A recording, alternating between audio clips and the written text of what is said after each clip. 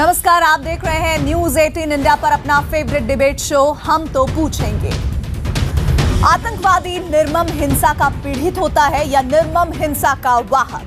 आतंकी मन्नान वानी की मुठभेड़ में हुई हत्या के बाद जम्मू कश्मीर की पूर्व मुख्यमंत्री महबूबा मुफ्ती के बयान के बाद विवाद छिड़ गया है। कुछ लोगों को महबूबा का बयान आतंकवाद को बढ़ावा देने वाला लग रहा है। आतंकवादी का समर्थन किसी भी नजरिए से जायज नहीं ठहराया जा सकता। मन्नान समर्थकों ने अलीगढ़ मुस्लिम विश्वविद्यालय में जिस तरह से उसके लिए शोक सभा आयोजित की, देश विरोधी नारेबाजी का आरोप लगा और मन्नान के लिए नमाज़े जनाजा पढ़ने की नाकाम कोशिश की, उससे कई सवाल खड़े हुए। विश्वविद्यालय प्रशासन ने ऐसा करने के आरोपियों के खिलाफ कार्रवाई की, कुछ छात्रों को निलंबित किया और अलीगढ़ पुलिस ने कुछ छात्रों के खिलाफ देशद्रोह का मुकदमा दर्ज किया। इसके बाद एएमयू के 1200 कश्मीरी छात्रों ने विश्वविद्यालय छोड़ने की धमकी दे डाली। दबाव में आने के बाद एएमयू प्रशासन ने 2 छात्रों का निलंबन वापस लिया। साफ है ये मामला तूल पकड़ चुका है, लेकिन जिस देश में हर तरफ से आतंकवाद के खिलाफ जीरो टॉलरेंस की नीति या उसकी दुहाई दी जाती है, वहां आतंकवादी के समर्थन पर नरम रुख क्या वाजिब है? महबूबा मुफ्ती और असदुद्दीन ओवैसी जैसे नेताओं के रुख के बाद कई सवाल खड़े होते हैं जो आज हम तो पूछेंगे। क्या महबूबा मुफ्ती मन्नान के बहाने आतंकवाद पर राजनीति कर रही हैं? दूसरा हमारा आज का सवाल होगा, क्या आतंकवाद का राजनीतिकरण देश हित में हो सकता है? और क्या मन्नान के समर्थकों पर दर्ज केस बिना जांच के वापस होने चाहिए? मन्नान के हितैषी महबूबा और ओवैसी पूरे घटनाक्रम पर बड़ी डिबेट करेंगे, लेकिन पहले नजर डालिए इस रिपोर्ट पर।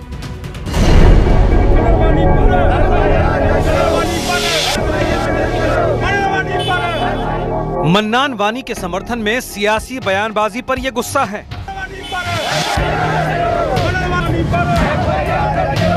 मन्नान वानी के कथित समर्थकों पर केस मुकदमे से एएमयू के कश्मीरी छात्रों में भी गुस्सा है। हिजबुल मुजाहिदीन के आतंकी मन्नान वानी के लिए उपजने वाले प्रेम पर हम तो पूछेंगे में बड़ी बहस। मन्नान के हितैषी महबूबा और ओवैसी तमाम के तमाम कश्मीर के नौजवान बच्चे हैं और मैं इस बात का मुतालबा करता हूं कि एएमयू के वाइस चांसलर, वहां की फैकल्टी और होम मिनिस्टर जनाब राजनाथ सिंह और एमएचए में जो कश्मीर के जो जॉइंट सेक्रेटरी हैं, ये चारों मिलकर बैठकर इस मसले को सुलझाएं। जो देश के खिलाफ बंदूक उठाएगा, जो देश के सेना के जवानों के कैंपों के ऊपर हमला करेगा, पुलिस स्टेशनों के ऊपर हमला करेगा, वो आतंकी और देशद्रोही है। उनके खिलाफ कोई दया की भावना नहीं हो सकती है।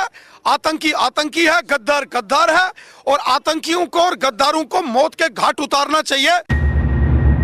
वहाँ पर कुछ हुआ नहीं है और इसको ज़रूरी है कि गवर्नमेंट इसका नोट लें और ये बच्चे पढ़ने आए हैं, इनको समझाएं और हमारा काम ये है कि इनको हम समझाएं, इनसे इनकी बात सुने।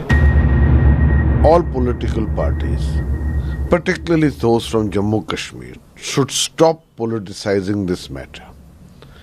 The fact of the matter is a terrorist is a terrorist, and the state is mandated to act against those who subvert national interest. AMU का पीएचडी स्कॉलर मन्नान वानी किताबों को छोड़कर जब बंदूक उठाई तो घाटी को लहूलुहान करने पहुंच गया। हर आतंकी की तरह उसका भी वही अंजाम हुआ। सुरक्षा बल ने एनकाउंटर में उसे ढेर कर दिया। देश के हर हिस्से ने राहत की सांस ली, लेकिन जिस एएमयू से वो भागा था वहां उसके लिए शोक सभा की गई। उसके नमाज जनाजा की भी तैयारी थी, लेकिन प्रशासन ने उसे नाकाम कर दिया। देश विरोधी नारेबाजी के आरोप लगे। हरकत में आए एएमयू प्रशासन ने आरोपी छात्रों पर कार्रवाई की। अलीगढ़ पुलिस ने 9 छात्रों के खिलाफ देशद्रोह के मुकदमे दर्ज किए। इससे घबराए 1200 कश्मीरी छात्रों ने एएमयू ही नहीं, पढ़ाई छोड़ देने की धमकी दे दी। पहले ही मन्नान के लिए नरमी जता चुकी पीडीपी प्रमुख महबूबा मुफ्ती ने ट्वीट किया, छात्रों पर इतना दबाव बनाना उल्टा पड़ सकता है। केंद्र को मामले में हस्तक्षेप कर मुकदमे वापस करवाने चाहिए और एएमयू प्रशासन को चाहिए कि वो छात्रों के सस्पेंशन को वापस ले। चाहे कहीं पर भी हो, किसी भी शिक्षण संस्थान में पाए जाएंगे आतंकवादी, उनके साथ कार्रवाई भी होगी और वहां के मैनेजमेंट से भी पूछताछ होगी। ये जांच का भी विषय होगा और जो लोग समर्थन करेंगे उनके साथ भी वैसा ही बर्ताव होगा जैसा बर्ताव आतंकवादियों के साथ हुआ है। लेकिन महबूबा का मन्नान प्रेम यहीं तक सीमित नहीं था। उन्होंने आगे लिखा, मामले से जुड़ी राज्य सरकार को भी स्थिति के बारे में संवेदनशील होना चाहिए और अलगाव को रोकना चाहिए। अगर छात्रों को अपने पूर्व साथी छात्र जो कि कश्मीर में निर्मम हत्या का शिकार था को याद करने के लिए सजा मिलती है तो ये एक अजीब नाटक की तरह होगा। महबूबा मुफ्ती साफ साफ मन्नान को कश्मीर में निर्मम हत्या का शिकार बता गईं। हाँ, कुछ नेताओं को तकलीफ जरूर हो रही है, जो खाते हिंदुस्तान का है, जो रहते हिंदुस्तान में है, हर सुख सुविधा हिंदुस्तान की चाहिए, लेकिन दिल उनका आतंकवादियों के लिए, पाकिस्तानियों के लिए धड़कता है। इसलिए हम तो पूछेंगे कि क्या मन्नान को निर्मम हिंसा का पीड़ित बताकर महबूबा मुफ्ती आतंकवाद को बढ़ावा दे रही हैं? और अब सुनिए आज का सबसे बड़ा सवाल। हमारा सवाल है, क्या मन्नान को निर्मम हिंसा का पीड़ित बताकर महबूबा मुफ्ती आतंकवाद को बढ़ावा दे रही हैं? अगर आपका जवाब हाँ है तो HTP_Y लिखें। अगर आपका जवाब नहीं है तो HTP_N लिखें। आप अपनी राय 51818 पर भेजें। ट्विटर पर भी हमें आपकी राय का इंतजार है। अपनी राय #HTP और #आतंक पर सियासत के जरिए दे सकते हैं। बड़ी चर्चा के लिए हमारे साथ खास मेहमान जुड़ रहे हैं। स्टूडियो में मेरे साथ हैं रोहित चहल, बीजेपी के नेता है। साथ ही हमारे साथ जुड़ रहे हैं मौलाना साजिद रशीदी, अध्यक्ष हैं AIIA के। इनके अलावा हमारे साथ जुड़ रहे हैं इरफान हफीज लोन, वकील हैं, अलगाववादी समर्थक कहे जाते हैं, वो हमारे साथ होंगे इस डिबेट में। इनके अलावा सुशील पंडित, कश्मीरी पंडितों का पक्ष भी इस पूरे मसले पर बहुत महत्वपूर्ण होगा, वो हमारे साथ जुड़ रहे हैं। और साथ ही हमारे साथ जुड़ रहे हैं कर्नल शिवदान सिंह, रक्षा विशेषज्ञ। आप सभी का बहुत बहुत स्वागत है। इरफान हफीज लोन, शुरुआत में आपसे करूंगी। मन्नान वानी निर्मम हिंसा का पीड़ित था, ये कहना है महबूबा मुफ्ती का। क्या आप इस बयान से सहमत है? अगर हाँ तो साबित कीजिए कैसे।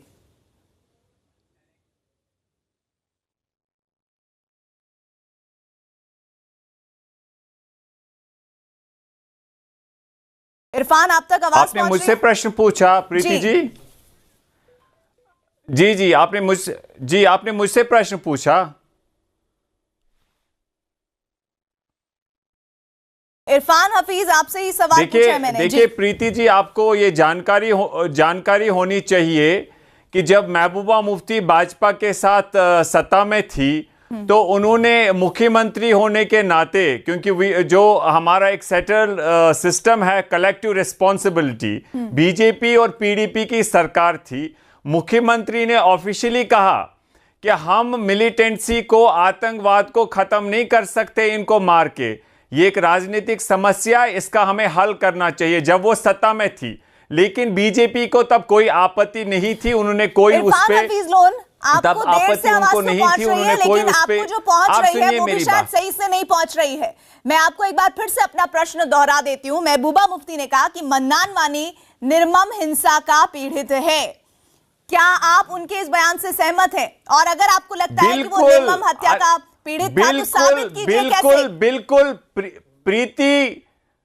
प्रीति, आपको इस रियलिटी को समझना होगा कि जो पहले कश्मीरी लोगों ने पुरअमन शांति से कश्मीर समस्या का हल चाहा, लड़ते रहे वो, और उसके बाद जब वो विफल रहे उसमें भारत सरकार एक राजनीतिक हल देने में, तो दिल्ली की, मैं नहीं कह रहा हूं, करण सिंह जो यहां के पूर्व सदर रियासत थे, उन्होंने कहा कि वो कहीं पुस्तकें लिख सकते हैं जो भारत सरकार ने गलतियां की कश्मीर में, जिस कारण लोगों ने बंदूक उठाया।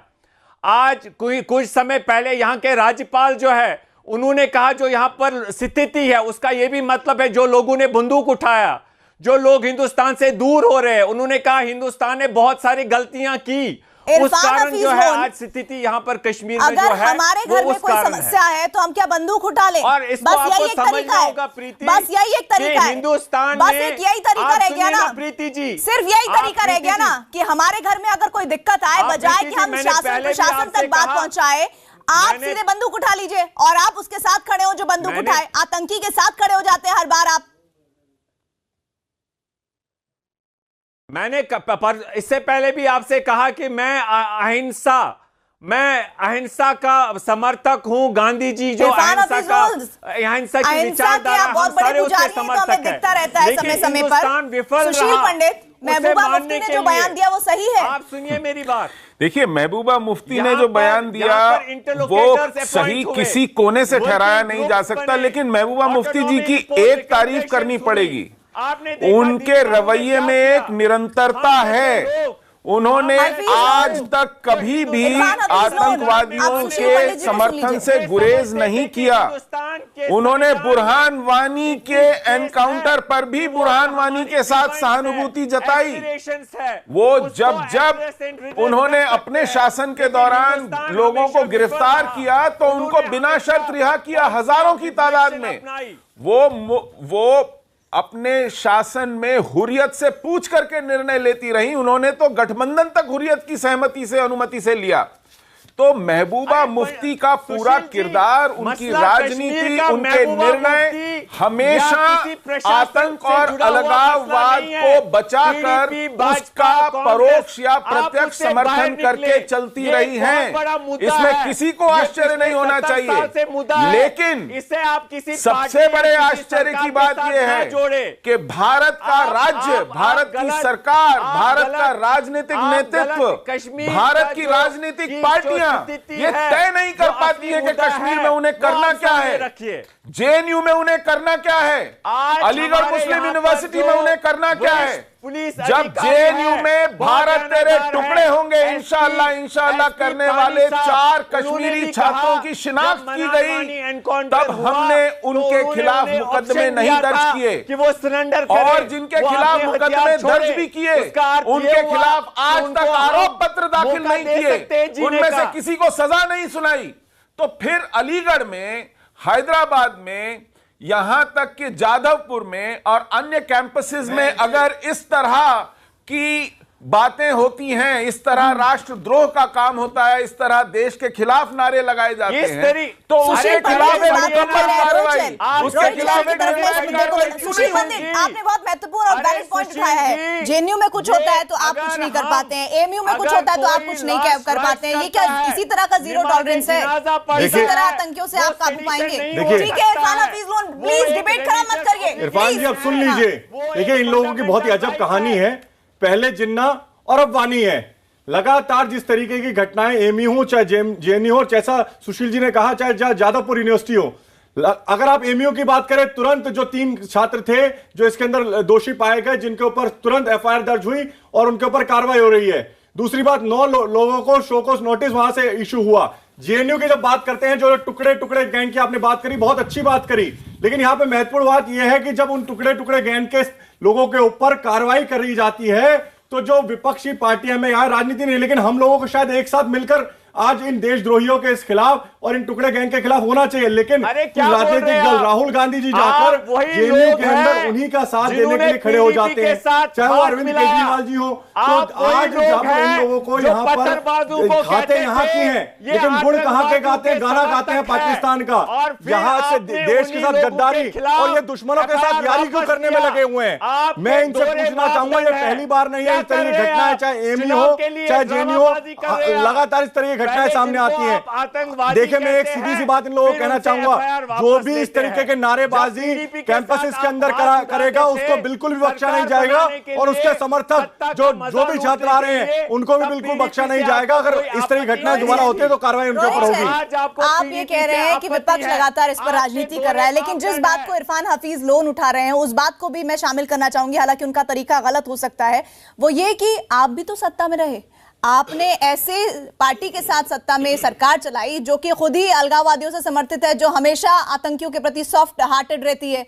देखिए, बहुत अच्छा प्रश्न किया आपने, और हमारी कोशिश है कि जो मैंडेट हम लोगों को मिला कश्मीर के अंदर, तो हमारा ये था कि कश्मीर के अंदर पीडीपी को मैंडेट मिला, जम्मू के अंदर हमें मिला, तो हमारा था कि हम मिलकर एक जो मैंडेट आया उसको हम आगे बढ़ाएं और एक सरकार बनाएं जम्मू कश्मीर के विकास के लिए, डेवलपमेंट के लिए, और वहां के लोगों के जो जनमत दिया है। लेकिन हम लोगों ने देखा कि जब 3 साल हम सत्ता उनके साथ रहे, लेकिन हमारे लिए सबसे पहले देश हित है, हमारे लिए जनहित है, ना कि राजनीति। तो तभी हम लोगों ने जिस तरीके से वहां पर आतंकवादी घटनाएं बढ़ने लगी, जिस तरीके से जो फंडामेंटलिस्ट हैं उनकी गतिविधियां बढ़ने लगी, हमने तुरंत उस गठबंधन को तोड़ा। जो डेवलपमेंट देखिए आप ये कह रहे हैं कि आपको जब लगा कि भाई अब नहीं मामला चल सकता है तो आपने तोड़ दिया, लेकिन उस गठबंधन को तोड़ने तक बहुत स्थिति बेकाबू हो चुकी थी। और इस बात को शायद बेहतर समझ पाएंगे, क्योंकि जब आप उत्तर दे रहे थे तो रशीदी साहब अपने असर बार बार हिला रहे थे। रशीद साहब देखिए, सवाल ये है कि इस बात को समझने में बीजेपी को 3 साल लगे कि बुरहान वानी को पीडीपी शहीद मानती है, 3 साल लगे। अब मेरा प्रश्न ये है इनसे कि जब 3 साल में आपको सिर्फ इस बात की समझ आई कि पीडीपी जो है बुरहान वानी को शहीद मानती है, तो आपने इतना जल्दी उन पर कोई एक्शन नहीं लिया। आपके अंदर के मामलात अच्छे नहीं थे, उसके साथ में आपने सरकार तोड़ दी। आज कह रहे हैं कि हमने इसलिए सरकार तोड़ी, ये गलत है बिल्कुल। दूसरी बात सुन लीजिए, मैं चुप रहा जब आप बोले। दूसरी बात ये है कि जब भी किसी मुसलमान पर कोई बात आती है तो उसको फौरन आतंकवादी घोषित कर दिया जाता है। सबसे बड़ी बात, ठीक है, मेरी पूरी बात जो बात बोली है ना, इससे एक और बात बता दीजिएगा, इसके साथ उत्तर दीजिएगा कि जब महबूबा मुफ्ती कहती हैं कि मन्नान वानी निर्मम हिंसा का पीड़ित है, आप इस बयान से सहमत रखते हैं अपने आप को? देखिए, दहशतगर्दी को कोई मुसलमान सपोर्ट नहीं कर सकता, न इस्लाम सपोर्ट करता है, ये सच्चाई है। लेकिन ये भी जानना पड़ेगा, ये सच्चाई है, ये जानना पड़ेगा। यार ये बड़ी दिक्कत है आप लोगों के साथ में। आप बोलते हैं तो हम बोलते नहीं है, लेकिन आप लोगों को सच सुनने की आदत नहीं है। शायद आप लोगों को सच सुनने की सुन लीजिए ना, वो आतंकवादी होता है भाई, सुन लीजिए, आपका वक्त आएगा फिर बोलिए। देखिए, आप नेवी में आपके अफसर पकड़े जाते हैं, अरे आप एमयू पे आइए ना, आप ये बताइए कि सुन लीजिए ना, आतंकवादी था नहीं था? आप सुनते क्यों नहीं भाई? आप सुनते क्यों नहीं हो? आप इस बात मध्य प्रदेश में आईएसआई के साथ जुड़े हुए लोग मिलते हैं, आप डिबेट को कहां लेके जा रहे हैं? आप ये बताइए राजस्थान में आप आतंकवादी था नहीं था? आप ये बताइए कि उन लोगों के ऊपर जो कार्रवाई हुई वो ठीक है नहीं है? आप इस बात का जवाब दीजिए। तो आतंकवादी आज आप देश के टुकड़े करने वाले पकड़ा जाता है, इंशाल्लाह कहते हैं कि कौन जो तय करेगा उस पर खड़े हुए। आप तो धर्म की बात लेकर आते हैं, आप जब देश के खिलाफ खड़े हैं, आज शर्म आनी चाहिए आपको। इस मुद्दे में देश के साथ खड़ा होना चाहिए। और आज आप आतंकवादियों के साथ खड़े हुए, मैंने 35 एयरपोर्ट बनवा दिए। आप 35 एयरपोर्ट नाम बता दोगे? 35 एयरपोर्ट आपने कहां बनाए बता दोगे? आप ये बताइए, एयरपोर्ट कहां बनाए आपने? आप ये बताइए, आप जिन्ना के साथ खड़े हुए, जब एमयू के अंदर जिन्ना की फोटो लगती है तो आप लोग उसका साथ देते हैं। फोटो आपने हटाई, इंडिया डिवाइड इंडिया कहता है, आप खा रहे हो, इंडिया डिस्ट्रॉय आप बताइए, आप आतंकवादियों के साथ अंदर कारोबार कर रही है, आप बताइए कमाई आप खा रहे हो, के साथ खड़े हैं, अलीगढ़ मुस्लिम यूनिवर्सिटी को कहीं ना कहीं आप टारगेट करना चाहते हो। वानी था वो आतंकवादी, आप सच्चाई को सुनना नहीं चाहते, बताइए ना, आप सच्चाई को सुनना नहीं चाहते। 35 एयरपोर्ट कहां बनाए आपने? बताइए मुझे, जो बनाया वो आप झूठ बोलते हो, बताइए। प्राइम मिनिस्टर झूठ बोलता है, हर प्रवक्ता झूठ बोलता है, हर प्रवक्ता झूठ बोलता है, आप झूठ बोल रहे हैं बैठकर। कर्नल शिवदान जी, सुशील पंडित जी, आ रही हूं मैं आपके पास, ठीक है? नहीं, रशीदी साहब, ये एक नई तरह का एक नई तरह की सियासत शुरू हो रही है। वो नई तरह की सियासत ये है कि जब आपके ऊपर सवाल खड़ा किया जाए तो दूसरे के ऊपर बोलते कि आपने ये सब काम किया। ठीक है, आप दोनों की आवाज नहीं जा रही है, आप दोनों की आवाज नहीं जा रही है। रोहित जैन, रशीदी जी, प्लीज, आप दोनों किसी की आवाज नहीं जा रही। रोहित जी, रशीदी जी, किसी की आवाज नहीं जा रही है, किसी की आवाज नहीं जा रही है, आप दोनों में से किसी की।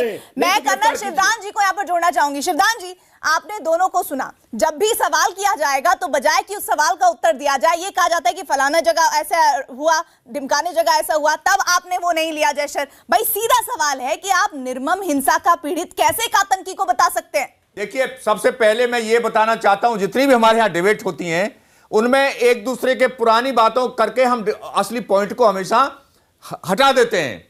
मैं ये पूछना चाहता हूं, क्या कश्मीर का विलय भारत में नियम कानून से हुआ था या नहीं हुआ था? लोन साहब जो बोल रहे हैं कि हमारा मसला है, समस्या है, क्या है कश्मीर समस्या?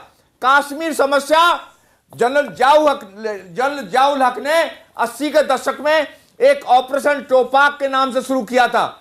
उस ऑपरेशन का उद्देश्य यह था कि ऐसे क्षेत्र को चुनो जहां पर अल्पसंख्यकों की मेजॉरिटी हो। पहले उन्होंने पंजाब को चुना, पंजाब में उच्च कोटि का हो सकता है उनकी भारत ऐसी रणनीति उच्च कोटि का राष्ट्रवाद होने के कारण पंजाब में वो फेल हो गए। उसके बाद उन्होंने वहाबी इस्लाम की कश्मीर में उच्च कोटि का उन्होंने वहाबी इस्लाम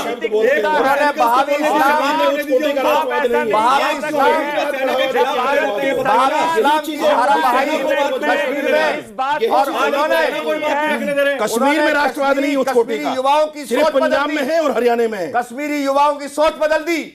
आप लोग बदलते हो कश्मीरी युवाओं की सोच, उसकी जब कहते हो क्या यहाँ राष्ट्रवाद है वहां नहीं है। अरे आप ये कहते हो कि कश्मीर में राष्ट्रवाद नहीं है, शर्म आनी चाहिए, देश विरोधियों शर्म आनी चाहिए आपके कश्मीर में राष्ट्रवाद नहीं है। सांप्रदायिक क्या कश्मीर में राष्ट्रवाद नहीं है? यदि राष्ट्रवाद क्या कश्मीर में राष्ट्रवाद नहीं है? आप बताइए क्या कश्मीर में राष्ट्रवाद नहीं है? आपने पंजाब को राष्ट्रवादी कह दिया, कश्मीर को राष्ट्रवादी नहीं बनाया। कैसे बयान देते हो? को बढ़ावा दिया जाता है। निकाला आप अपने अल्फाजों पर गौर कीजिए। आपको ये पता नहीं टीवी पर बैठकर मैं क्या भूल जाता हूँ। ऐसा है, ये पता नहीं है। राष्ट्रवाद होता, पंजाब राष्ट्रवाद है, हिंदुस्तान का मुसलमान सबसे बड़ा राष्ट्रवादी है, सबसे बड़ा राष्ट्रवादी है। आतंकवादी था नहीं था, आपसे भी बड़ा आतंकवादी है। मैंने जाने दी है, मैंने कुर्बानियां दी है, आपने कुर्बानी नहीं दी, इसलिए आप बताइए ना सुशील पंडित, मेरा सवाल आपसे, क्या इसी तरह से जीरो टॉलरेंस नीति पर काम करेगी सरकार? सुशील पंडित की आवाज आएगी सिर्फ, सुशील पंडित की आवाज आएगी। सुशील पंडित इसी तरह से जीरो टॉलरेंस पर काम होगा क्या? इसी तरह जीरो टॉलरेंस पर काम करेगी बीजेपी सरकार? सुशील पंडित, मैं सुन नहीं पा रहा हूँ आप। देखिए प्रीति जी, सुशील पंडित जी, इसी तरह की जीरो टॉलरेंस की नीति चाहिए थी आतंकियों से लोहा लेने के लिए। हम देश में एक कंफ्यूज्ड सिग्नल भेजते हैं जब हम कहते हैं कि हमने आतंकवाद से लड़ना है, आतंकवादी से नहीं लड़ना है। तो ये एक बड़ा अजीब भ्रम की स्थिति होती है। और ये ऐसा कहने वाले गवर्नर हैं कश्मीर के, कहते हैं हमको मिलिटेंट्स को नहीं मारना, मिलिटेंसी को मारना है। ये किस तरह का अद्वैत या द्वैत वो पैदा कर रहे हैं? आपने मिलिटेंट्स को मार के मिलिटेंसी मारनी है, और मिलिटेंसी जहां से पैदा होती है उन परिस्थितियों को भी मारना है। आप मिलिटेंट्स के सामने जाके सत्याग्रह नहीं कर सकते। वो AK-47 लेके आते हैं, उनके सामने निहत्थे औरतें और बच्चे तक वाजिबे कत्ल हैं। वो हमारे तीर्थ यात्रियों तक को नहीं बख्शते हैं जो अमरनाथ की यात्रा करने जाते हैं। सुशील पंडित, क्या आप इस बात से सहमत नहीं है? ऐसे में अलगाववादियों को खत्म कर देना चाहिए, से भी लड़ना है। नहीं, अलगाववादियों को खत्म कर देना चाहिए, क्या सहमत नहीं आप इससे? मैं कहता हूं क्यों नहीं करती सरकार? क्यों नहीं करती सरकार? यही सवाल दामाद बना के रखा हुआ है, क्यों उन पर किए जाते हैं? क्यों रशीदी साहब, ये सवाल मैं भी कर रहा हूं, लेकिन मैं एक तरफ समर्थन नहीं करता, मैं एक तरफ समर्थन करूं और दूसरी तरफ शर्म कर रहे होते हैं। ऐसा करो, आपको इतना दुख हो रहा है, परोक्ष रूप से समर्थन करते हैं और सवाल पूछते हैं कि ये बड़ी फांसी दी जाती है तो जेएनयू के अंदर क्या होता है? आपको सबसे पहले अपना स्टैंड क्लियर करना पड़ेगा कि कश्मीर में आप आतंकवादियों के साथ हैं कि उनके खिलाफ हैं। शर्म कीजिए आप। ये सवाल पूछने से पहले आप ये बताइए कि आप कश्मीर में अलगाववादियों को मुसलमान कहकर उनके समर्थन में खड़े हो जाते हैं। आज कभी आप मुसलमान कहकर उनके समर्थन में खड़े हो जाते हैं। इन जैसे लोगों की वजह से मुसलमान से बड़ा राष्ट्रवादी मनोबल बढ़ता है। आप इन जैसे लोग उनकी मदद करने के लिए लगातार ये देखिए यहीं पर बैठ के एक बार भी नहीं मान रहे। बुरहान वानी जिन्होंने देश के सैनिकों के ऊपर हमले किए, सैनिकों को मारा, वो बुरहान वानी आतंकवादी था नहीं था? जवाब दीजिए। आपका जमात था क्या? और बुरहान वानी, आप बताइए, आपको जवाब देना चाहिए। आज देश को बताइए बुरहान वानी आतंकवादी था नहीं था? आपके पास कोई आपके पास जवाब नहीं। आतंकवादी का नहीं था, खत्म कर दीजिए अलगाववादियों को। आज देश से आतंकवादी कमर तोड़ने का काम नरेंद्र मोदी सरकार ने किया। आप दोनों की आवाज नहीं जा रही है। इरफान हफीज लोन को मैं तो चाहूंगी क्या है? इरफान हफीज लोन, आप ये बताइए, बुरहान वानी आपके लिए हीरो था या आतंकी था?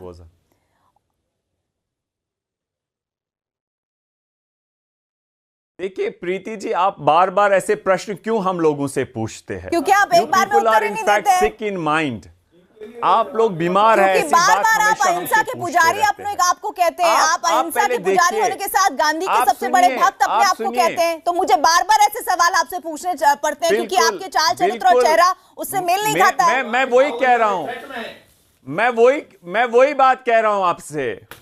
मैं एक जो अहिंसा पे विश्वास रखने वाला व्यक्ति हूं, इस कारण मैं बहुत चिंतित हूं कि यहां पर जो हमारा सुप्रीम कोर्ट कहता है कि अगर कोई चुनाव में हिस्सा लेगा तो वोटर्स का राइट बनता है कि उस जो व्यक्ति इलेक्शन लड़ता है उसके बारे में आम लोगों को पता हो, केवल एड्रेस नहीं, हर डिटेल, उसकी property, Irfan Hafeez loan, background, criminal background, Irfan Hafeez loan, ठीक है सुशील पंडित प्लीज, इरफान हफीज लोन, आप बोलिए, बुरहान वानी आतंकी था, वो कश्मीर का कलंक था, उसका ना होना बहुत बड़ी कामयाबी है हमारी सेना की और हमारे मुल्क की। आप ये बोलिए, अगर आप ये बोलेंगे तो देखिए ना किस तरह से लोगों की फौज एक बार फिर से आपके साथ जुड़ने के लिए बेकरार नजर आएगी। आप एक बार बोल के तो देखिए, किस बात का डर है आपको? इरफान हफीज लोन किस दबाव में है? बहुत सारे लोग जिनाजों में शामिल हो रहे हैं। आपने कश्मीर की जमहूरियत को आतंकियों की बंदूक के सामने यरगमाल होने दिया है, और इस बारे में आप कभी नहीं बोलते हैं। आप कितने मनान मारोगे, घर घर से मनान निकलेगा, तो ये तो चिंताजनक क्यों कश्मीर में इंतखाबात को होने नहीं दिया? इस मसले को कैसे हल करना होगा? चिल्लाने से कुछ नहीं होगा। मैं आपसे पूछ रहा हूं, क्या आपने लोकल बॉडीज इलेक्शन में खुद वोट दिया? केवल देश को गुमराह करने के क्या लिए। आपने वहां की जमहूरियत के हक में लड़ाई लड़ी? आज देखिए ना, क्या आपने वहां चुनावों में भाग लिया? चुनाव में हिस्सा ले रहे हैं, ये चिंताजनक बात है। लाखों में लोग जनाजों में शामिल हो रहे हैं, ये चिंताजनक बात है। आपको लगता नहीं कि जनाजे नहीं निकलने चाहिए? चिंताजनक बात है, आपको समझना चाहिए इस बात को, आपको इस ग्रेविटी को समझना चाहिए कि ये एक मसला है। इस दहशतगर्दों के जनाजे निकलने चाहिए। इरफान हफीज लोन कह रहे हैं रशीदी साहब कि एक घर से अगर बुरहान वानी का जनाजा निकलेगा, मन्नान का जनाजा निकलेगा तो हर घर से मन्नान और बुरहान निकलेंगे। आप उनके इस बयान को किससे सहमत है या फिर निंदा करते हैं आप इस बयान की? आपने बोला और आप कितने बड़े अहिंसा के पुजारी हैं, साबित हो गया इरफान हफीज लोन, आपकी टर्न खत्म हो गई है रशीदी साहब। उस कारण ऐसा हो रहा है। अगर मन्नान वानी आतंकी था तो हमारे प्रशासन पता चल गया बहुत बड़े अहिंसा के बापू के पुजारी हैं आप, पता चल गया। अगर वो आतंकवादी था तो हमारे प्रशासन ने उसकी लाश को उनके घर वालों से सर आतंकवादी था। अरे सुन लीजिए, चुप रहिए। क्या मतलब है? आतंकवादी नहीं था, महबूबा मुफ्ती कब गिरफ्तार कर रहे हैं? महबूबा मुफ्ती कब गिरफ्तार कर रहे हैं? महबूबा मुफ्ती कब गिरफ्तार कर रहे हैं? महबूबा मुफ्ती कब गिरफ्तार कर रहे हैं?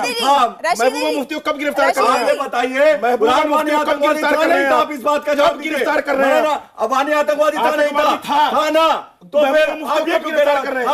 भैया मनवानी आतंकवादी था, इसका जवाब और जो आतंकवादी निकलेगा उसको उसी का हाल में भेजा जाएगा। आप लोग कितना भी समर्थन कर लीजिए, महबूबा मुफ्ती को कब गिरफ्तार करेंगे? रोटियां नहीं, महबूबा मुफ्ती को कब गिरफ्तार करेंगे? जो निकलेगा महबूबा मुफ्ती को कब गिरफ्तार करेंगे? उसको वहीं भेजा जाएगा। कब गिरफ्तार करेंगे? अरे हम कुछ भी करेंगे, उसके बाद आप कहेंगे देश में इंटॉलरेंस हो रहा है, कब गिरफ्तार आप अवार्ड वापसी करने लगेंगे। यही तो दिक्कत है आप लोगों के साथ। आप बता दीजिए, नहीं बोल सकते कि हम गिरफ्तार करेंगे। बुरहान वानी के साथ आप लोग खड़े, मनन वानी के साथ आप लोग खड़े, देश के किरदारों के साथ आप लोग खड़े। आप लोग जो टुकड़े टुकड़े करने की बात करते हैं, आप उनके साथ जाकर खड़े होते हैं। शर्म आनी चाहिए आपको। देश के अंदर रहते हैं, देश का खाते हैं और गाने आतंकवादियों के गाते हैं। शर्म आनी चाहिए। कर्नल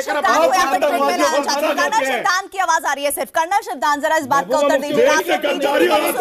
आपने रशीदी साहब को सुना? शिवदान जी आपने सुना किस तरह से तू में हो रही है, लेकिन जरा ये बताइए आतंकियों को लेकर चाहे इरफान हफीज लोन हो या फिर रशीदी साहब जैसे लोगों जो कह रहे हैं अगर आतंकी था, इतना लगाव इतना प्रेम क्यों है? मैं रशीदी साहब से प्लीज दोनों मेरी बात सुन लीजिए। शर्म आनी चाहिए, ये यहाँ पर बैठ के हंस रहे हैं। प्लीज सोचिए, जिन आतंकवादियों के हाथों से हमारे सैनिकों के हाथ, देखिए प्लीज मेरी बात सुनिए। खून से हाथ रखे हो, ये कह रहे हैं, हंस रहे हैं। कर्नल शिवदान सिंह, शर्म आनी चाहिए, शर्म आनी चाहिए। हमारी सेना के ऊपर हंस रहे हैं। कर्नल शिवदान सिंह रिएक्ट करेंगे प्लीज। रशीदी साहब, कर्नल शिवदान सिंह, सेना सर, आपके अंदर हिम्मत है, आपके अंदर हिम्मत है आपके आतंकवादियों को जन्म पहुंचाने का काम हमारे सैनिकों ने किया है और सैनिकों ने किया और करती रहेगी। मत करिए, जितने बुरहान और जितने मन्नान निकलेंगे उतने मारे जाएंगे। प्लीज आप अपनी टर्न पे बोलिए। कर्नल शिवदान सिंह रिएक्ट करिए। शिवदान सिंह, एक मिनट सुनिए आप। मैं रशीदी साहब से और लोन साहब से एक ही बात पूछना चाहता हूं कि जब किसी भी पद पर हम जाते हैं या वैसे भी राष्ट्रगीत रोजाना गाते हैं, हम इस भारत की अखंडता की बात करते हैं। जो पब्लिक खड़े होकर के बड़े बड़े जुलूसों में भारत तेरे टुकड़े होंगे, हम भारत को अलग करेंगे कश्मीर को, एबीवीपी के लोग सुनिए, एबीवीपी के लोग थे जेएनयू में, सुनिए प्लीज, एबीवीपी के लोग थे, अब तक पकड़े क्यों नहीं गए वो? क्या सुनिए, अब तक गिरफ्तार क्यों नहीं हुए? सुनिए, अरे सर गिरफ्तार क्यों नहीं हुए अब तक? एबीवीपी के लोग थे, एबीवीपी के लोग थे। मिठाइयां बांटने का काम जेएनयू के अंदर करते हैं। आप जैसे लोग, आपके समर्थक जेएनयू के अंदर हमारे जवान शहीद होते थे के अंदर, तो ये लोग मिठाइयां बांटने का काम करते हैं। देश के अंदर इन जैसे गद्दारों की वजह से क्यों नहीं वहां के आतंकवादियों को समर्थन मिलना चाहिए। जब एमयू के अंदर राष्ट्रपति जाते हैं तो ये लोग एमयू के अंदर राष्ट्रपति का रामनाथ लगाने वाले कोई फायदा नहीं, रामनाथ कोविंद जी का विरोध करते हैं। इस तरह डिबेट करने का कोई मतलब नहीं है। इतना शोर हो रहा है, लगातार मुझे मैसेज आ रहे हैं, ट्विटर पर जवाब आ रहे हैं कि ये कोई फायदा नहीं है। आज का हमारा सवाल, क्या मन्नान को निर्मम हिंसा का पीड़ित बताकर महबूबा मुफ्ती आतंकवाद को बढ़ावा दे रही है? बड़ी तादाद में एसएमएस और ट्विटर पर हमें जवाब मिल रहे हैं और देश का एसएमएस के जरिए बड़ा तबका ये मानता है कि हाँ, महबूबा मुफ्ती का ये ट्वीट आतंकवाद को बढ़ावा देने जैसा ही है और यही कमोबेश हमें ट्विटर पर भी आप लोगों के जवाब मिल रहे हैं। रोहित चहल, एक बार फिर से मैं आपके पास आना चाहूंगी। पहले निलंबन किया गया, फिर निलंबन वापस ले लिया गया, उसे रद्द कर दिया गया। ऐसे ही आप लोग जीरो टॉलरेंस की नीति अपनाएंगे और इसी तरह से आप आतंक के खिलाफ लोहा लेंगे? देखिए, जो निलंबन है वो यूनिवर्सिटी की तरफ से रद्द किया गया है। यूनिवर्सिटी जो है कहीं ना कहीं वो छात्रों के दबाव में आ रही है, लेकिन जो एफआईआर है, तुरंत 3 लोगों के खिलाफ जो स्टूडेंट्स थे उनके खिलाफ एफआईआर हुई है और हम लोग जरा सा भी जीरो टॉलरेंस है, चाहे वो यूनिवर्सिटी कैंपसेस हो चाहे जम्मू कश्मीर हो। ऑपरेशन ऑल आउट सेना ने ही शुरू किया और 650 से ज्यादा आतंकवादियों को आज जहन्नुम पहुंचाने का काम सेना ने किया है। हम लोग बिल्कुल बर्दाश्त नहीं करेंगे जिस तरीके की गतिविधियां हो रही हैं। और मैं ये कहना चाहूंगा, चाहे महबूबा जी हो चाहे जो भी हो, वहां पे आज दिक्कत क्या हो रही है? आज इनकी जो जमीन थी महबूबा जी की वो खिसकती है। चुनाव अभी हाल ही में जो चुनाव हुए वहां बहुत अच्छे चुनाव हुए और कश्मीर की जनता ने इनको जवाब दिया है कि कश्मीर की जनता अमन चाहती है, शांति चाहती है और तरक्की चाहती है। लगातार आप देखिए मोदी जी ने कश्मीर की और जम्मू कश्मीर और लद्दाख की डेवलपमेंट के लिए काम लगातार हो रहे हैं, चाहे वहां पे एम्स बनाने की बात हो, चाहे और क्या कहते हैं आईएम बनाने की बात हो और बाकी इंस्टीट्यूट्स भी हो, चाहे जोजिला टनल हो, कितना भी विकास हो लगातार। और मेरे को ये लगता है अभी तक शायद कश्मीर इनका जाना नहीं हुआ है, लेकिन कश्मीर जाएंगे। जिन एयरपोर्ट की बात कर रहे थे, कारगिल जैसा, जहां मैं खुद कारगिल में गया, कारगिल के लोग कितना खुश हैं कि वहां पर किस तरीके का डेवलपमेंट काम हुआ है, जोजिला टनल पास हुई और वहां एयरपोर्ट जो एयरपोर्ट के लिए लंबे समय से मांग कर रहे थे वो एयरपोर्ट बन रहा है। तो विकास चाहता है कश्मीर का लोग, अमन शांति चाहता है, लेकिन चंद मुट्ठी भर जो लोग हैं अपनी राजनीति करने के लिए। और मुझे लगता है आज हमारी सेना वहां पे सक्षम है और जिस तरीके से जवाब देना चाहिए देना उनको तो फिर सेंसिटिविटी बरतनी चाहिए थी ना। जब आपने निलंबित किया था तो उस स्टैंड पे कायम रहने की आवश्यकता थी। सुशील पंडित, आपको मैं लाना चाहूंगी इस डिबेट में। महबूबा मुफ्ती का, ठीक है, इरफान हफीज लोन आएंगे आपके पास। महबूबा मुफ्ती का बयान ले लीजिए। उमर अब्दुल्ला कहते हैं कि महबूबा मुफ्ती का बयान घड़ियाली आंसू है। इन दोनों के स्टेटमेंट को अगर हम गौर फरमाएं तो ऐसा लगता है कि दोनों ही इस मुद्दे पर राजनीति कर रहे हैं और दोनों का ही सॉफ्ट कॉर्नर है आतंकियों को लेकर। प्रीति जी, आप बिल्कुल ठीक कह रही हैं, दोनों का सॉफ्ट कॉर्नर आतंकियों को लेकर के है और इनके बयानों से हो सकता है आतंकवाद को बढ़ावा मिले। लेकिन मैं एक बात छोटी सी यहाँ कहना चाहूँगा, आतंकवादी मन्नान वानी के मरने के बाद दिए गए बयान आतंकवाद को बढ़ावा दे सकते हैं, लेकिन जिंदा मन्नान को आतंकवादी किसने बनाया इसकी खबर आपको बशीर वानी, जो मन्नान वानी के पिता हैं, उनके इंटरव्यू में मिल जाएगी। वो कहते हैं मैंने अपने बेटे को एतकादी इस्लाम का हामी बना करके बड़ा किया। वो जब घर से गया था तब बिल्कुल देशभक्त था। एएमयू से जब वो लौट के आया उसकी जहनियत पे वहाबियत पूरी तरह हावी थी।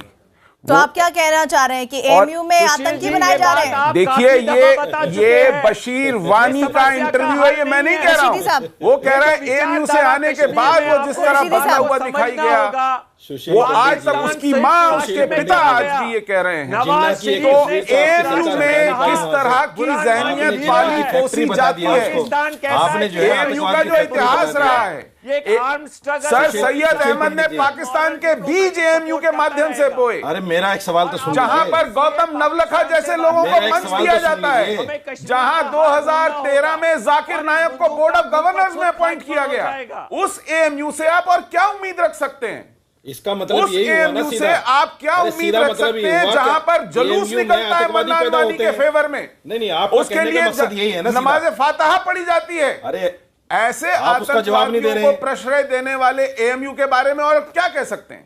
आप एक जिन्ना की तस्वीर तो वहां से हटा नहीं पाए। एएमयू पर एलिगेशन आप लगा रहे हैं कि आतंकवादी, अगर आतंकवादी पैदा कर रहा है एएमयू, तो शासन प्रशासन क्या आंख मूंदे बैठा है? आपकी सरकार का चूड़ियां पहने बैठी है। पकड़िए ना उनको, आप गिरफ्तार करवाइए ना उनको। आपके अंदर अगर हिम्मत है तो बोलने से कुछ नहीं होता सुशील मोदी, मीडिया में जो बोलने से कुछ नहीं होता, नहीं बोलने से कुछ नहीं होता। मैं आपसे भी कह सकता हूँ कि आप आतंकवादी हैं, आपसे भी कह सकता हूँ आप आतंकवादी पैदा करते हो, कहने से कुछ नहीं होता। बिला वजह की संपत्ति मत लीजिए, सरकार की संपत्ति मत लीजिए बिला वजह। आप इनसे पूछिए ये महबूबा मुफ्ती को कब गिरफ्तार करेगी सरकार, और एएमयू के शासन प्रशासन को कब गिरफ्तार करेगी? पूछिए इनसे, सवाल इनसे कीजिए। आप एएमयू पर उंगली मत उठाइए।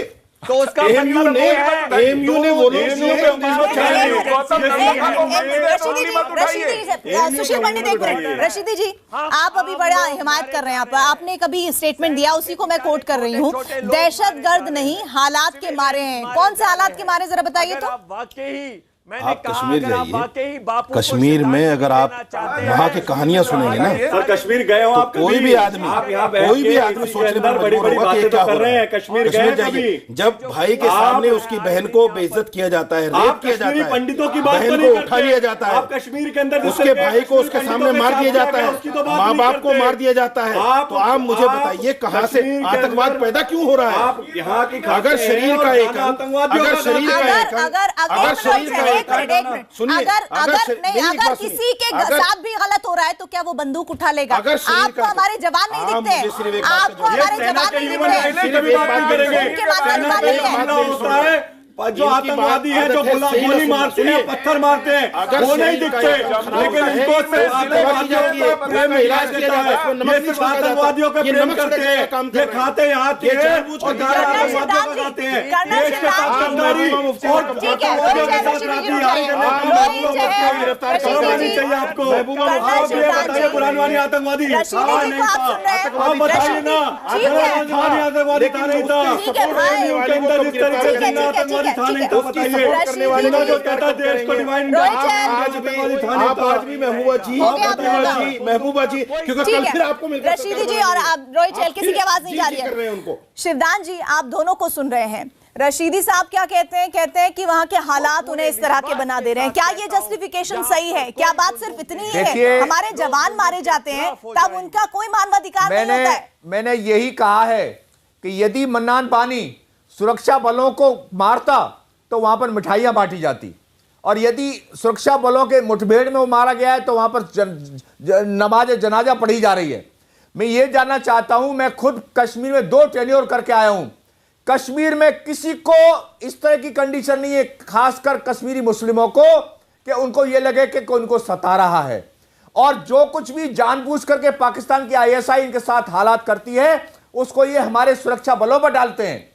और वहां के जो आईएसआई के एजेंट हैं वो जानबूझ करके ऐसे हरकत करते हैं। सरकार क्या कर रही है आपकी? पहले यही क्या कर रही है? यही वहां के मुस्लिम सरकार क्या कर रही है? सुनिए, अगर आईएसआई पाकिस्तान से है, अगर पाकिस्तान से ज्यादा कश्मीर में आपके जो साथी थे, सरकार क्या कर रही है? आपकी सरकार क्या कर रही है? आईएसआई एजेंटों को अपने घर में सरकार क्या कर रही है? और जब वो आईएसआई पाकिस्तान कश्मीर के रास्ते दिल्ली तक आ सकती है, राजस्थान तक आ सकती है, मध्य प्रदेश तक आ सकती है, तो आपकी सरकार क्या कर रही है? आपने पूछा सरकार से कभी? सरकार आईएसआई को क्यों नहीं मार गिराती? सरकार क्यों मिलकर रहती है? बहुत ही वाजिब सवाल है। ठीक है रोहित चल रुक जाइए। रशीदी जी मध्य प्रदेश तक आईएसआई कैसे आ जाती है? राजस्थान तक कैसे आ जाती है? आपकी सरकार क्यों हिंदू आपकी पाकिस्तान क्यों हिंदू आईएसआई के समर्थक पकड़े जाते हैं?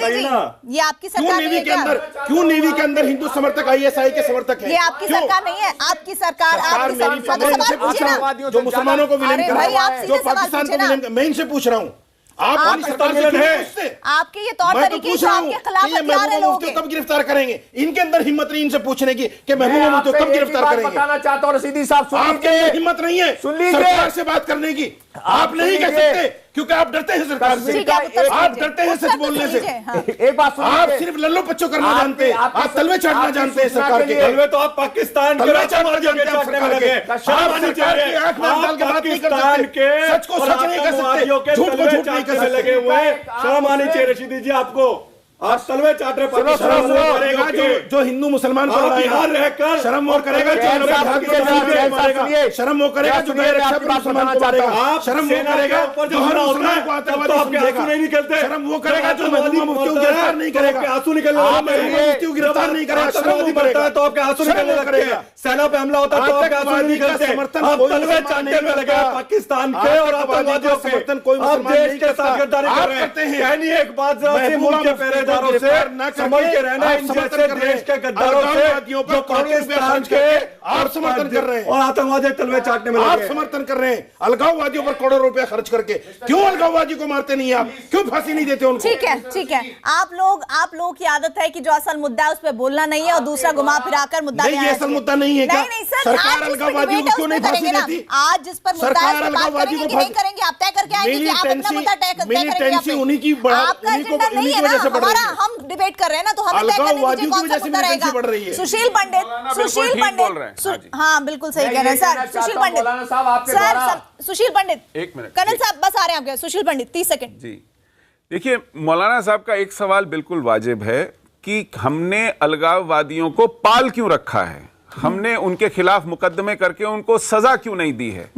लेकिन उनके मुंह में ये बात इसलिए नहीं जचती है क्योंकि जैसे ही उनकी ये बात खत्म होती है, उनके वो बयान आने शुरू हो जाते हैं जो अलगाववादियों के समर्थन के हैं। तो एक बार वो तय कर ले। महबूबा मुफ्ती का बयान ले लीजिए। उमर अब्दुल्ला कहते हैं कि महबूबा मुफ्ती का बयान घड़ियाली आंसू है। इन दोनों के स्टेटमेंट को अगर हम गौर फरमाएं तो ऐसा लगता है कि दोनों ही इस मुद्दे पर राजनीति कर रहे हैं और दोनों का ही सॉफ्ट कॉर्नर है आतंकियों को लेकर। दीदी जी, आप बिल्कुल ठीक कह रही हैं, दोनों का सॉफ्ट कॉर्नर आतंकियों को लेकर के है और इनके बयानों से हो सकता है आतंकवाद को बढ़ावा मिले। लेकिन मैं एक बात छोटी सी यहां कहना चाहूंगा, आतंकवादी मन्नान वानी के मरने के बाद दिए गए बयान आतंकवाद को बढ़ावा दे सकते हैं, लेकिन जिंदा मन्नान को आतंकवादी किसने बनाया इसकी खबर आपको बशीर वानी, जो मन्नान वानी के पिता हैं, उनके इंटरव्यू में मिल जाएगी। वो कहते हैं मैंने अपने बेटे को एतकादी इस्लाम का हामी बना करके बड़ा किया।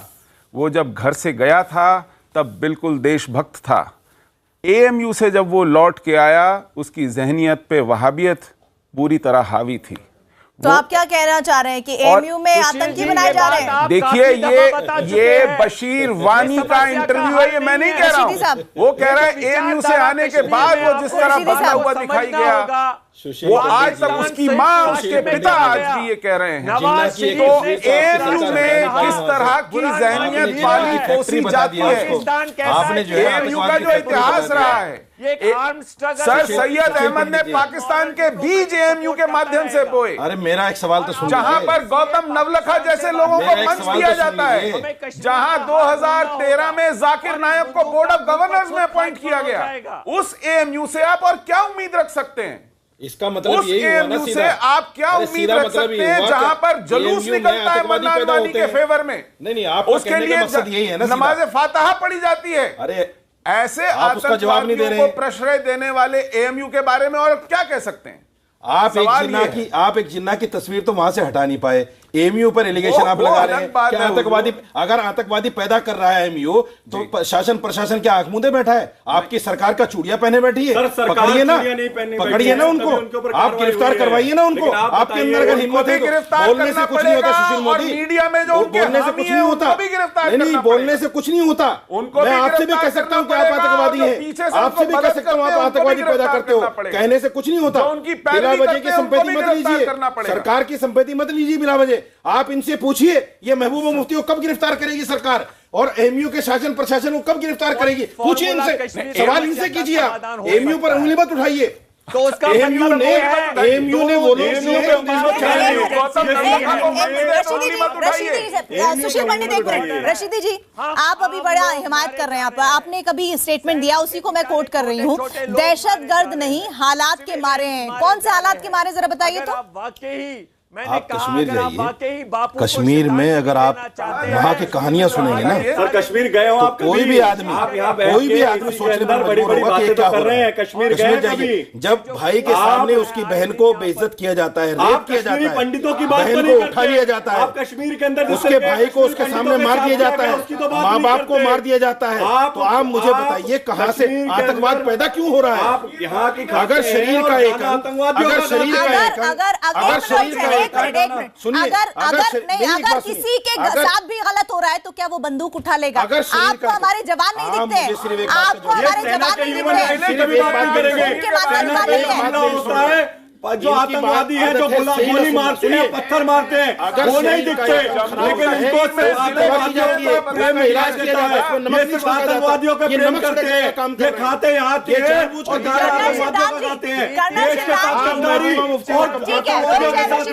आतंकवादियों के साथ चाहिए आपको। बताइए बुरहानवानी आतंकवादी नहीं था, आप बताइए ना, बुरहानवानी आतंकवादी था नहीं था, उनके अंदर इस तरीके से आतंकवादी था नहीं था, बताइए करने वाले जो कहता देश को डिवाइन आज भी महबूबा जी क्योंकि कल फिर आपको मिलकर रशीदी जी और आप रोहित चहल किसी की आवाज नहीं जा रही है। शिवदान जी आप दोनों को सुन रहे हैं, रशीदी साहब क्या कहते हैं? कहते हैं कि वहाँ के हालात उन्हें इस तरह के बना दे रहे हैं। क्या ये जस्टिफिकेशन सही है? क्या बात सिर्फ इतनी ही है? हमारे जवान मारे जाते हैं तब उनका कोई मानवाधिकार नहीं होता है। मैंने यही कहा है कि यदि मन्नान पानी सुरक्षा बलों को मारता तो वहां पर मिठाइयां बांटी जाती, और यदि सुरक्षा बलों के मुठभेड़ में वो मारा गया है तो वहां पर नमाज जनाजा पढ़ी जा रही है।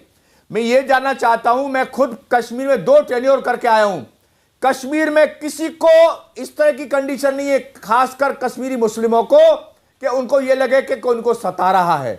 और जो कुछ भी जानबूझ करके पाकिस्तान की आईएसआई इनके साथ हालात करती है उसको ये हमारे सुरक्षा बलों पर डालते हैं, और वहां के जो आईएसआई के एजेंट हैं वो जानबूझ करके ऐसे हरकत करते हैं। सरकार क्या कर रही है? आपकी सरकार क्या कर रही है? यही वहां के मुस्लिम सरकार क्या कर रही है? सुनिए, अगर आईएसआई पाकिस्तान से है, अगर पाकिस्तान से ज्यादा कश्मीर में आपके जो साथी थे, सरकार क्या कर रही है? आपकी सरकार क्या कर रही है? आईएसआई एजेंटों को अपने घर में सरकार क्या कर रही है? और जब वो आईएसआई पाकिस्तान कश्मीर के रास्ते दिल्ली आईएसआई एजेंट राजस्थान तक आ सकती है, मध्य प्रदेश तक आ सकती है, तो आपकी सरकार क्या कर रही है? आपने पूछा सरकार से कभी? सरकार आईएसआई को क्यों नहीं मार गिराती? सरकार क्यों मिलकर रहती है? बहुत ही वाजिब सवाल है। ठीक है रोहित चल रुक जाइए। रशीदी जी मध्य प्रदेश तक आईएसआई कैसे आ जाती है? रशीदी जी आप बार-बार कैसे आ जाती है? आपकी सरकार पाकिस्तान के हिंदू आईएसआई के समर्थक के स्पोक्सपर्सन क्यों हिंदू आईएसआई के समर्थक पकड़े जाते हैं? ये आपकी सरकार नहीं है। क्यों नेवी के अंदर हिंदू समर्थक आईएसआई के समर्थक है? ये आपकी सरकार नहीं है। आपकी सरकार जो मुसलमानों को विलीन कर रहा है, जो पाकिस्तान को विलीन, मैं इनसे पूछ रहा हूँ, आप आपके ये तौर तरीके जो आपके खिलाफ हथियार है लोगों के, कब गिरफ्तार करेंगे? इनके अंदर हिम्मत नहीं इनसे पूछने की कि महबूबा मुफ्ती को कब गिरफ्तार करेंगे? बताना चाहता हूं रशीदी साहब, आपके अंदर हिम्मत नहीं है सरकार से बात करने की। आप नहीं कह सकते क्योंकि आप डरते हैं सरकार से, आप डरते हैं सच बोलने से। एक बात सुनिए, आप सिर्फ लल्लो पच्चो करना जानते हैं, आप तलवे चाटना जानते हैं सरकार के। तलवे तो आप पाकिस्तान तलवे चाटना जानते हैं सरकार के। आप सरकार की आंख में डाल के बात नहीं कर सकते, सच को सच नहीं कर सकते, झूठ को झूठ नहीं कर सकते। लगे हुए शर्म आनी चाहिए रशीदी जी आपको।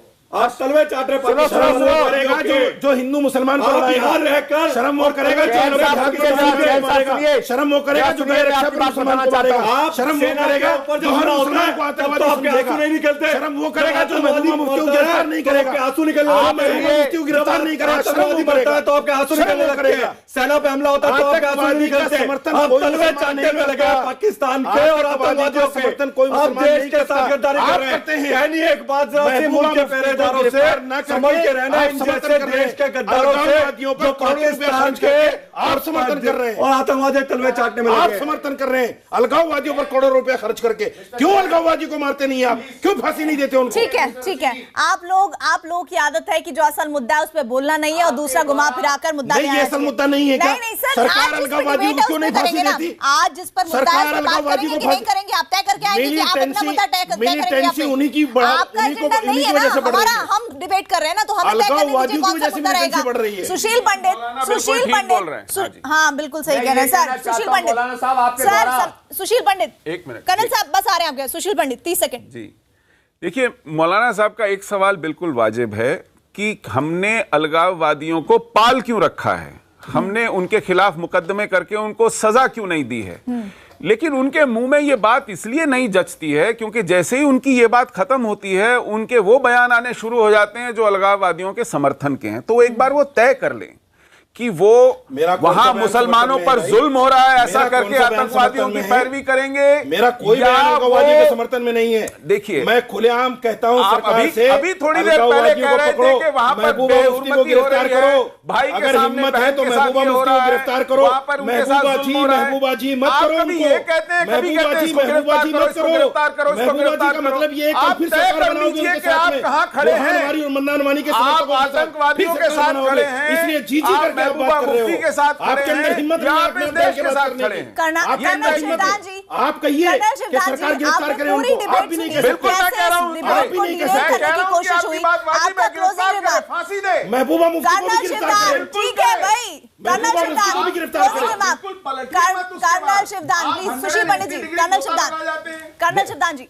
हाँ जी, मैं ये कहना चाहता हूं आखिर में कि इस डिबेट का सार यह निकलना चाहिए कि जो पाकिस्तान का प्रोपेगेंडा बहावी इस्लाम के नाम पर वहां के युवाओं को बरगलाया जा रहा है, और ध्यान से सुनिए मिस्टर रशीदी साहब, 1 मिनट, 10 सेकंड, केवल 1 मिनट सुनिए। जो इस्लाम को बदनाम करने के लिए उनको बरगलाया जा रहा है, तो इस्लाम को बरगलाया जा रहा है, बदनाम किया जा रहा है, वो टैक्टिक्स नहीं चलेगी। उसके पीछे उसके खिलाफ कोई भी हो, वहां की क्षेत्रीय पार्टी क्यों ना हो। आप सभी का बहुत बहुत शुक्रिया।